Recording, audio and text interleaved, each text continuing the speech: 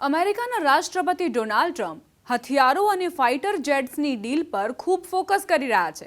Saudi Arab, તુર્કી અને Qatar સાથે F-35ની ડીલની ચર્ચાઓ વચ્ચે હવે તેમણે વધુ એક ડીલ કરી છે, જેથી ચીનના પેટમાં તેલ રેડાયું છે। ચીને સ્પષ્ટ શબ્દોમાં અમેરિકાને ચેતવણી આપી છે કે તેના આ પગલાંથી અમેરિકામાં જ આગ લાગશે। ટ્રમ્પ પહેલેથી જ શી જિનપિંગને ટેરિફથી નારાજ કરી ચૂક્યા છે અને હવે ફરી એક વખત એવા રક્ષા કરાર કર્યા છે જેને ચીન સહન નથી કરી શકતું, કારણ કે આ સોદાથી ચીન નબળું પડી શકે છે। ટ્રમ્પે આ સોદો તાઇવાન સાથે કર્યો છે।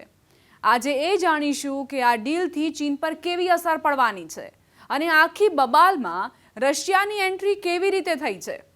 પહેલા ટ્રમ્પે શું કર્યું એ પ્રશ્નનો જવાબ તમને આપી દઉં તો આ વખતે ટ્રમ્પે મોટો દાવ રમીને તાઇવાનને $11.1 બિલિયન એટલે કે લગભગ 90,000 કરોડ રૂપિયાથી વધુના ઘાતક હથિયારોની સપ્લાયને મંજૂરી આપી દીધી છે।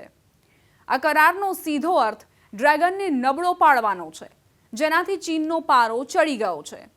આ નિર્ણય પછી તાઇવાનને 82 હાઇમર્સ રોકેટ સિસ્ટમ અને 420 ATACMS મિસાઇલો મળશે, જે 300 કિલોમીટર દૂર બેઠેલા દુશ્મનને ટાર્ગેટ કરીને પળમાં જ તબાહ કરી શકે છે।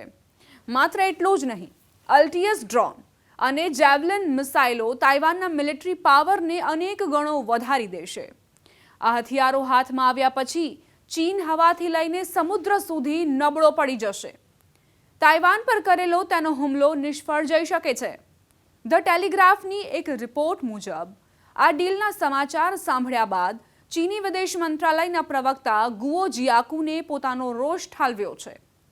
તેમણે સ્પષ્ટ ધમકી આપતા કહ્યું કે અમેરિકા તાઇવાનને હથિયાર આપીને પોતાની જાત પર જ આગ વરસાવવાની તૈયારી કરી રહ્યું છે। બેઇજિંગનું માનવું છે કે આ પગલું તાઇવાન સ્ટ્રેટ એટલે કે તાઇવાન જળસંધિને સીધા યુદ્ધ તરફ ધકેલી રહ્યું છે। ચીને આ ચેતવણી પણ આપી છે કે અમે અમારી સાર્વભૌમત્વની રક્ષા માટે કઠોર અને નિર્ણાયક પગલાં લેવા તૈયાર છીએ। જ્યારે ચીન ડરના કારણે અમેરિકા પર રોષ ઠાલવી રહ્યું છે, ત્યારે તાઇવાનની પણ કંઈક આવી જ હાલત છે। તાઇવાનની સુરક્ષા એજન્સીએ દાવો કર્યો છે કે રશિયા ચીનની મદદ કરી રહ્યું છે। ગુપ્તચર અહેવાલોના આધારે દાવો કરવામાં આવ્યો છે કે રશિયા એવી પેરાશૂટ સિસ્ટમ અને બખ્તરબંધ વાહનો ચીન સુધી પહોંચાડી રહ્યું છે, જેનાથી તાઇવાનના ગોલ્ફ કોર્સ અને એરફિલ્ડ્સ પર સીધો હુમલો કરી શકાય છે। આ ઘટના તાઇવાન જળસંધિમાં તણાવ વધારી રહી છે, જ્યાં ચીન તાઇવાનને પોતાનો ભાગ માને છે અને જરૂર પડે તો બળપૂર્વક જોડવાની ધમકી પણ આપે છે।